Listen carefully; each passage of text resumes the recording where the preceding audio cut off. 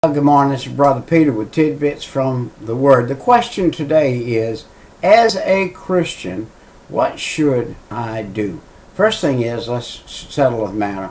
A Christian is one who has said, Jesus Christ, forgive me of my sin. That's the beginning now. That's where the seed was sowed. It popped out of the ground. Forgive me of my sin. Come into my heart and save my soul. Now you got a shoot coming out of the ground. Now you're ready for it to bloom. How does it bloom? Well, it starts blooming by baptism. Then you go and you get baptized. How you get baptized? You get submerged in water. The death, the burial, and the resurrection. That is the picture of baptism. So you take the death, the burial, and the resurrection in front of other people. Now you said, in front of other people, you have said, I need to be baptized. I'm going to follow God. Now, on a daily basis, you're going to find that as you start fighting the flesh and you become a new person in Christ Jesus and you're putting off the world and the old things, that you must have some knowledge of the Bible. In the book of 1 John, that's way back over, right at Revelations, there's 3 books of John there, 1, 2, 3 they're called, 1st, 2nd, and 3rd John. And they are the things concerning Jesus Christ from the beginning all the way through to what Jesus said and what he said for you and me to be able to incorporate in our life as we grow spiritually on a daily basis. Now remember, when you first got in, you asked the Lord to save you, you're like a bottle baby. You just now got in and you became a bottle baby. That means you need to drink milk. Well, these are milk chapters here. In a sense, they're meat, but in another sense, they're milk. Now, one of the things he says in 1 John chapter 1 and verse 9, a new Christian or an old Christian or any Christian, anybody who's following Christ, says if we confess our sins, he is faithful and just to forgive us our sins and to cleanse us from, and the word there is all unrighteousness. All unrighteousness. You say all, Brother Peter? Yes, all. He will cleanse us from all unrighteousness. That's a work in progress. It's a work in progress. If you were working on a machine, I've seen people in the woolen mills and in the cotton mills. The woolen mills up north, cotton mills down south. And they all have the same thing. They got a little oil can with a little trigger on it. And they go around, and these guys that are listening all the time, they hear that machinery running. All you and I would hear if we were in there is clickety-clack, clickety-clack, clickety-clack, clickety-clack. But that man that's known, he's a professional, he has clickety-clack and squeak. And he hears the squeak. And when he hears the squeak, he gets the little oil can in his hand, he walks down the machine, and he turns his ear toward it. And he said, I know what that is. I can tell you right now. That's the 5th cog on a second machine down there, and I know that squeak. And he'd go down there to the 5th cog and a little drop of oil, and the squeak is gone. You or I may not have heard the squeak. He did. And that's the thing about God. God hears the squeak. He knows what we have in our life that is known sin. And he wants us to take the oil can of a request. By request, we ask him to forgive us of that sin. And he takes a little oil can, he says, gone. And when it's gone, it's gone. And then he said, because you have confessed it now, all the unrighteousness, before me, you are clean. I can use you. Are you a clean vessel? Are you a vessel today that is cleaned up enough to be used? Have you grown that far? How long ago was it you said you got saved? I talk to people every day. Every single day I talk to people. Said, hey, I got saved when I was 5. Talked with a girl yesterday. Said she got baptized when she was 5. I said, when did you get saved? She said, when I was 15. Well, I said, have you been baptized since you got saved? She said, no, I got baptized when I was 5. I said, no, you didn't. That was like John's baptism. That was a likeness unto salvation. Somebody baptized her when she was 5, showing her that there was something else.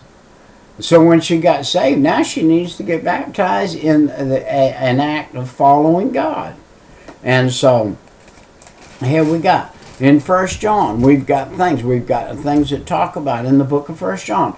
We talk about Christian fellowship, talk about divine love, talk about the spirit of truth and the spirit of untruth, error. The word is error, E-R-R-O-R, error.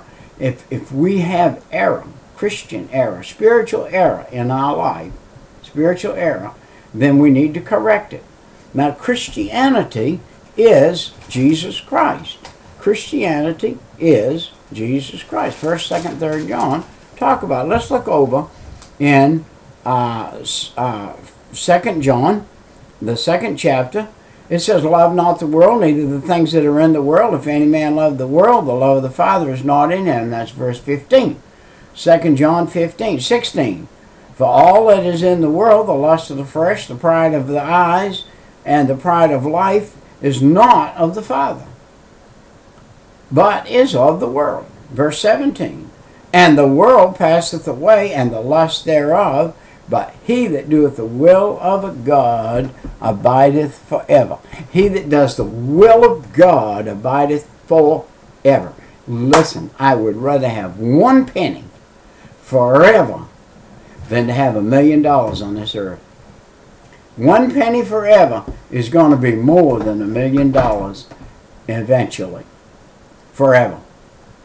And you got $1 million on this earth, you think you got something? Naked you came into this world, naked you're going to leave this world. I don't care how much money you got.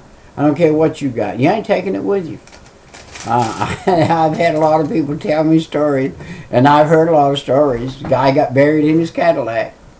I got news for you. That Cadillac ain't going to make it to heaven. This journey's too steep. It'll roll right back. It won't go. It'll just burn the tires off it and be flat forever.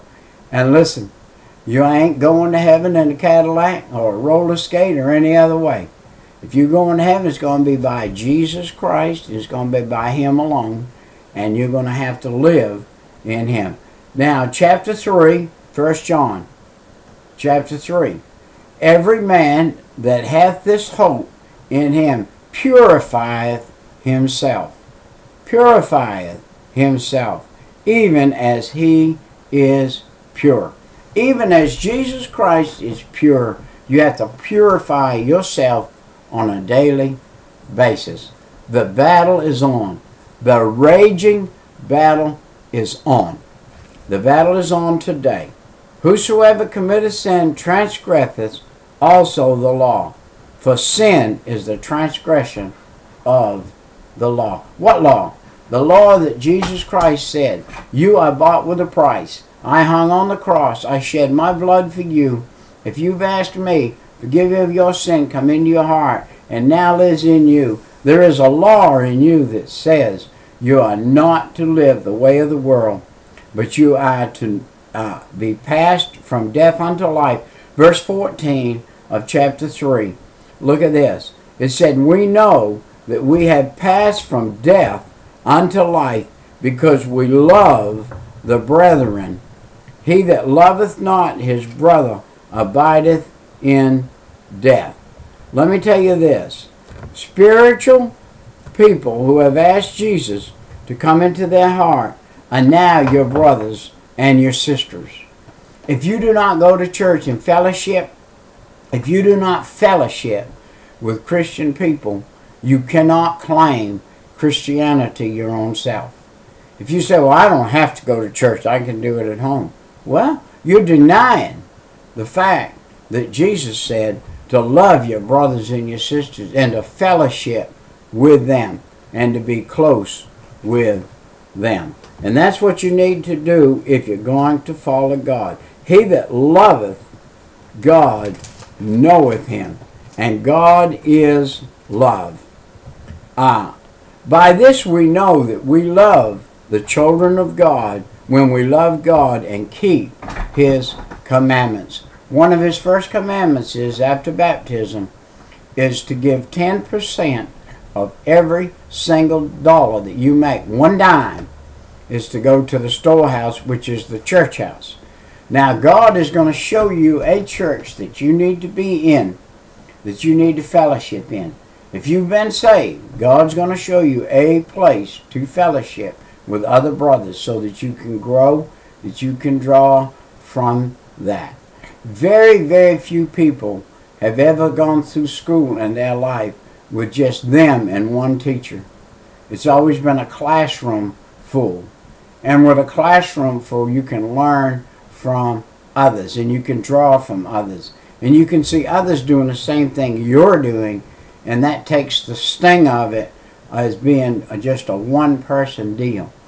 And it's all across there. And whosoever is born of God overcometh the world, he said. And this is in 1 John chapter 5. Whosoever, in verse 4, loveth God, is born of God, overcometh the world. And this is the victory that overcometh the world, even our faith. And who is it that overcometh the world? But the Lord Jesus Christ. And the Lord Jesus Christ, through you, will overcome the world. And that is the end of the book of 1 John that we're going to talk about. Now, these are little bitty books, but packed, slap full of advice for you and I. Get your Bible out. Read these 3 little books. The 3 little books of John. Read them and see where you stand between you and God. Well, my time's up, my brothers and sisters. I must go for now. We'll get back in the book next time. We'll see you, Brother Peter. Love in Christ.